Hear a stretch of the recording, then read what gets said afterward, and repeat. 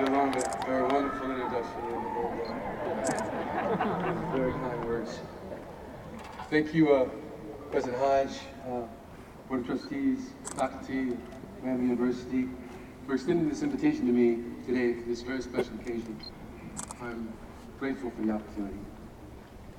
I understand that way back when most of you were freshmen, a speaker came to campus and said that he had visited universities throughout the world, but that Miami, with its red brick buildings, its green quads, its towering steeples, Miami was quintessentially the most beautiful college campus they'd ever seen. Perfect place for learning and for reflection and fun. You're so fortunate to have been able to attend here. Even the Dalai Lama found his own little slice of heaven on earth right here in Ohio. So I was excited to see Miami for myself, and this place is really beautiful. It's an incredible honor to be able to connect with you and to be with you in the company of your friends and your family. On occasions like this, as the President said, we come to celebrate your achievements, and it's easy to forget about those people who've done so much for us, those friends, those families, and make sure that today you, again, reach out to them and thank them for all the work that they've done, because this is their day too. It's an honor to be here with my good friend Whitaker, too. He wrote that post article that Charlie spoke about, and he was that alumnus who spoke here on this podium last year's commencement speech. So, Miami University class of 2014, with you and I, we have really big shoes to fill. To all of you graduates, congratulations. Don't drive it, though. Leave it alone. Keep filming. What am I supposed to do? Just leave it there. Just leave it, just hold it. It's a culmination of the years of hard work that you've done being in Miami. The task of getting in here in itself was a difficult one, but graduating. It's taken about 1,000 hours at King Library, maybe 100 midterms and finals, and probably a lot of all-nighters, and maybe one or too many slices at Bruno's. You should be incredibly proud of what you've accomplished. You are an extraordinary group of young men and women. Today is a celebration of your achievement, but it's also a ceremony to signify the end of one chapter of your life and the beginning of another. And I'm sure you realize by now that life is a never-ending story of change and procession. Even with your 4 years in Miami, actually, especially your 4 years in Miami, I'm sure that you're aware that you've changed and you've grown. There's so many more changes to come. Before all that, you all have one more day to soak it all in, one more day with your friends and classmates, all 4,000 of you, together on campus, here for the last time. The connection that you share with your classmates right now is probably more salient than it's ever been before. All of you in this stadium, in your academic regalia, all of you experiencing the same bittersweet emotions that come with the knowledge that you'll still be leaving this place after 4 years. Excitement for the future, and nostalgia for the past. But as graduates of the class of 2014, you're not only connected to the fellow Redhawks across the country and around the world. This month, hundreds of thousands of young men and women will also don the cap and gown and prepare for this same journey. Today, you share a special bond with all of them as well, as you do with the millions of men and women who have done the cap before you, and the billions who will do it after. And in a sense, this commencement ceremony is not only the opportunity to reflect upon the chapters in your individual lives that are beginning and ending. It's an occasion for us as a community to collectively take stock of the changing world around us. A chance for us to pause and look back at where we've been and look forward to where we're going, because just as your lives are tales of change and progress, the story of humankind is one of constant evolution. And this year, in this place, it's an especially appropriate time to reflect on the past and contemplate the future.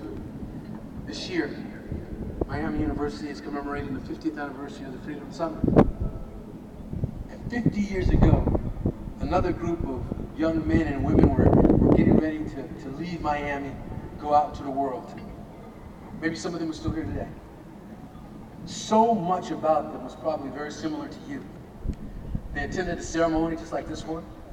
They shared a very great sense of excitement, and also a sense of anxiety about what was going to happen, what was going to come. And yet so much of the world that they lived was very different from the one that we're living in right now. It's 1964. It was just a few years after I was born. Racism was still mainstream in many parts of the country. Segregation and Jim Crow was still de jure in the South, and still de facto in many places in the North. African American voters were disenfranchised. And so, that summer, some of those Miami graduates returned to the campus to help change that in whatever way they could. They were joined by thousands of volunteers from colleges around the country. Men and women, blacks and whites, Jews and Gentiles. They trained on the western campus just a few hundred yards from where we're standing right now.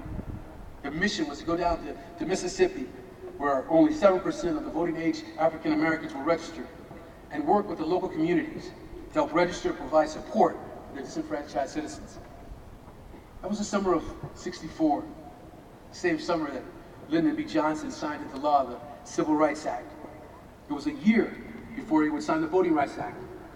It's the summer that Martin Luther King Jr. led 300,000 people in a march to the Lincoln Memorial.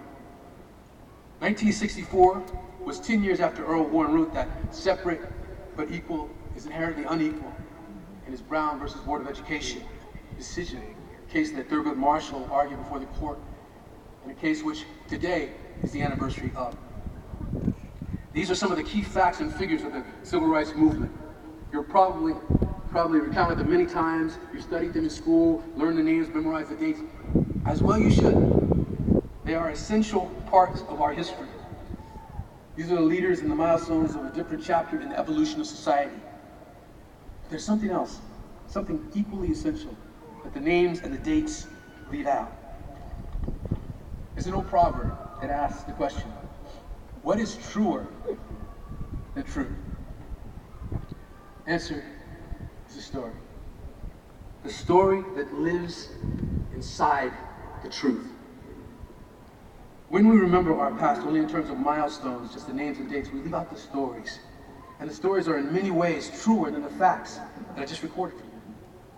Because while you may know what happened, if you learn the names and dates, you don't understand what happened, what it meant for the people who lived it, and what it means to you, unless you hear the stories.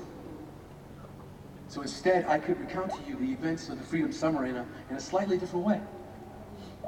I could describe an old, rundown schoolhouse in Holly Springs, Mississippi, where a young teacher from Georgia opened the doors every day that summer to welcome girls and women of all ages who were denied by the government a proper education and who were hungry, were starving for knowledge. I could ask you to imagine how hot it was inside the little church in Hattiesburg, where volunteers would meet at the end of the night, recount the day's activities, and how beautiful it must have sounded when they joined hands together at night and sang in one voice, "We shall overcome." Or I could tell you about the student from Queens College, New York, a couple of years younger than most of you. How scared he must have been when he and two of his fellow volunteers were driven off by the deputy sheriff to the middle of nowhere. And how far away from home he must have felt when he saw men with white hoods and guns waiting for him, and what must have been going through his head when one of them pulled the trigger. I can tell you stories like that. There's another reason, in many ways a very urgent reason why these stories are more true than just the names and dates, why these are especially relevant for you as you embark on your journey through the gates. And this reason has been literally right under your nose for the last 4 years. You've walked on it, or rather around it, practically every day since you arrived as a freshman at Miami. Right here in the center of the campus, emblazoned on the ground, in the middle of the academic quad is the Miami seal.